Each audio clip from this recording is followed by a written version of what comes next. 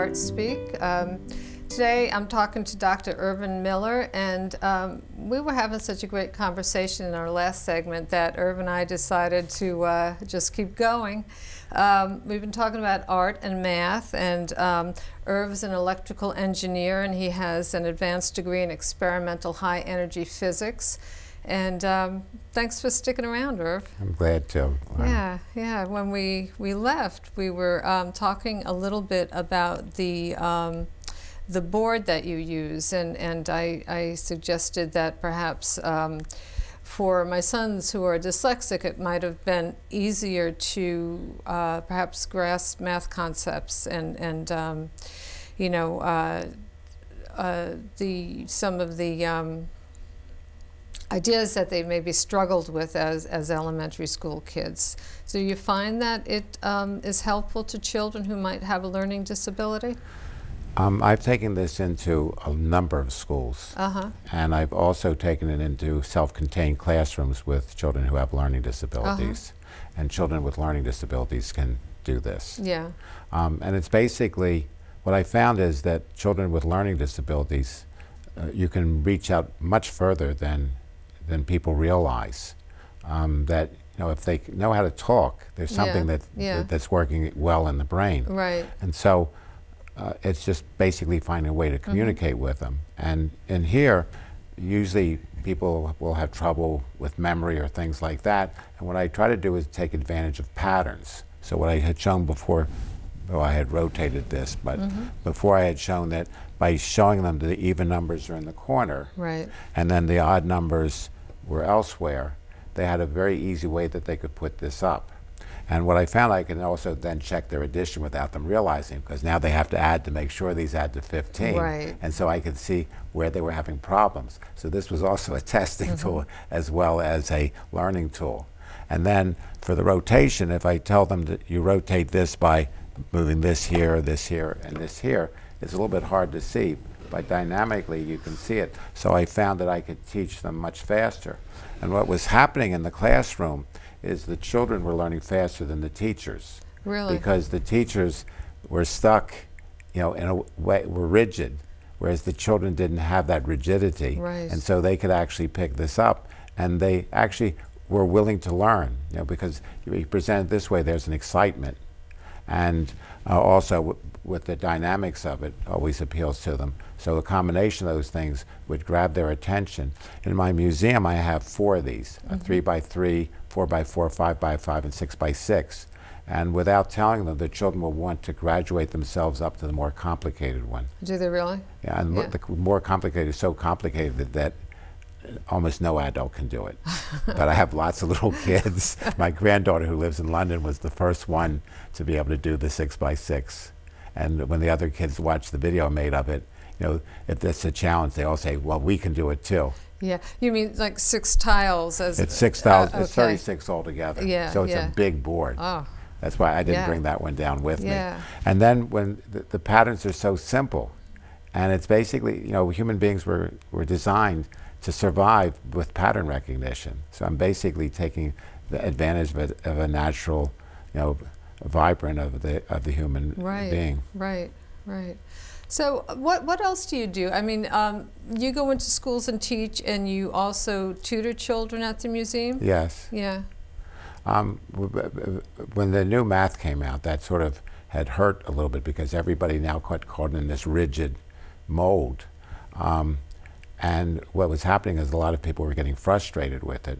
So I now have lots of people coming from all over, people coming from Carmel, people coming from Highland, from Newburgh, who come on a regular basis because they've discovered that if their children are learning challenged, they can learn faster than what they're in school, because the new program is not designed to address those children.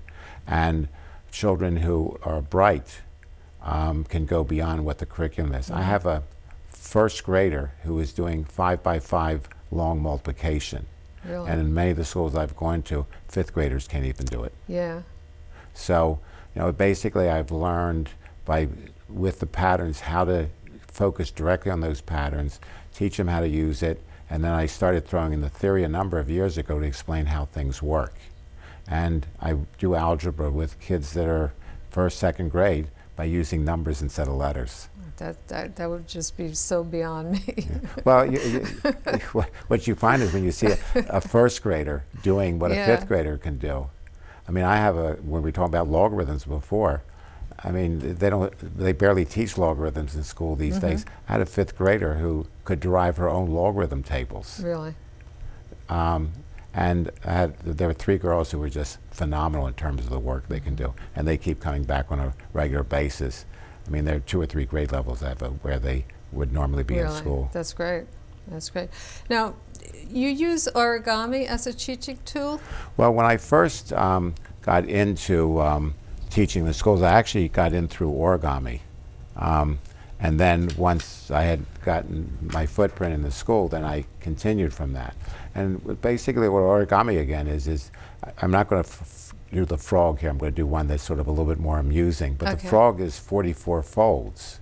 And I can do it completely from memory. And I point out to the kids that it's a 4-way symmetry. So it's only 11 folds that I have to memorize. And so I'm basically, again, taking advantage of patterns. Right. And then while I'm doing it, I'll throw in a few things like pneumono ultramicroscopic silicovolcaniosis, which is the longest word in the English language, but coincidentally has 44 letters.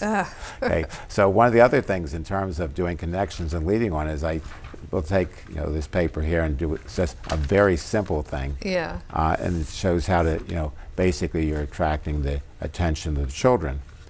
Normally, origami is best done on a table, but when you practice something long enough, you can do it, in midair. Right. So what I'm doing here is I tell them the story that I got up one morning and I wanted to go outside and I noticed that it was raining. So I got a piece of newspaper and I folded the newspaper up as follows, and I made myself a little hat. I've worn hats like that many times. Well, these actually are called printer's hats. I think printers must have done them to protect themselves from the ink or something like that. And I said, and I put my little hat on, and I'm now protected from the rain. Okay, and then as I walk down the river, I say, gee, wouldn't it be nice if I had a boat? So I take my hat off, and again, with a little bit of more folding, I will turn this into a boat that Stuart Little could use. Okay, and now I have myself a little sailboat that I can sail down the river. Well, it turns out that this story has an unfortunate ending to it, because what happened is my boat hit a log and sank. And as it was sinking down, I saw little clams at the bottom of the river. So that's the way I get started. And then, of course, children have challenges. One of the children wanted me to do this devilfish, which is 100 folds. Yeah. And it takes patience and time. In fact, the same patience that it takes in doing this is what you need to be good in math. So if you're good in paper folding, you're well on your way. And this has all these little sharp teeth in there that I had to fold. It took me days of practice. It did it. And this was because one of my nephews challenged me to doing this, and I couldn't disappoint him. One of my other grandchildren likes pandas. So, and if you look at it, you can sort of see the details in the face, that you can see the eyes and so on. And then, of course, origami wouldn't be origami without an airplane. And you can see that this is more than just an ordinary airplane. And I can't resist it, but Go ahead, I have to fly. Whoops. Malaysian flight there. Don't say that. So tell me about the Dalmatian. Okay, well, the Dalmatian, I was at one of the schools where I was teaching, and it turns out this school became a Blue Ribbon school as a result of the work I was doing. And one of the parents had made this polar bear, and interested in art, and I'm interested in folding, and I said, well, how did you do that? She said, well, I went to a website called Creative Park that Canon sponsors, and they have pages of parts to this that you can cut out and glue together. So so I made the Dalmatian. I have about 20 of these So things. you can print out the parts, or say print out a piece of paper and then cut it? Well, and it's usually about 20 sheets of paper. Really? And then you just cut the parts, and it has instructions on how to put it together. So, you know, and usually what happens is when the kids see this, I give them the information because the website is on underneath the dog, and then they can go home and do it themselves. And what is the website? Well, it's Canon? If you go to Canon, you know, paper art, and under Google, you'll eventually get to the right website. And usually what I put is in giraffe. In fact, I didn't bring the giraffe with me, but I did a giraffe. My daughter, who lives in London, her favorite restaurant is at the Giraffe, which is very near her house. So one day we had a special where we went to the restaurant with the giraffe, and we put it on the table so we could get some, you know, a little extra attention and service from the restaurant. Yeah. And you have one more thing to show me. Okay. Now, what is this? Well, this one is, again, when you were talking about Escher is basically about illusions, and it's basically how you're distracted. Okay. And mathematics and science have to do with modeling.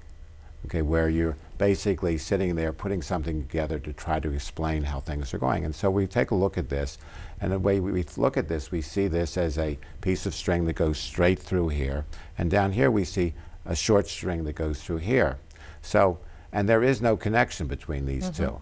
But, you know, you just sprinkle, well, let the dog bark, arf, arf. And when the dog barks, all of a sudden, you can now pull the string from the bottom. Okay, and now we can just pull it back up again. And so now, of course, the challenge is, what does it look like inside of here? Right, yes. Okay, and this is the way scientists actually work, is they see something, they take a guess. Okay, if we take a look at, you know, Newton when he was, you know, discovering the laws of physics, you know, he took some guesses and he came up with some laws that worked pretty well until Einstein came along with relativity and discovered that, well, there's a slight modification to these laws. Right. I'm going to have to think about this for a long time before I figure this one out, Irv. Okay. But we've come once again to the end of our time. Yes. So it's been great. I'm definitely going to try to get up to your museum. And I have a nephew who teaches math, and I'm going to send him to your website, and maybe he'll be able to use some of the material that you have. And when he's in town, have him come up. Yeah. Okay, thank you very much. Thanks so much, Irv. Okay. I appreciate your coming.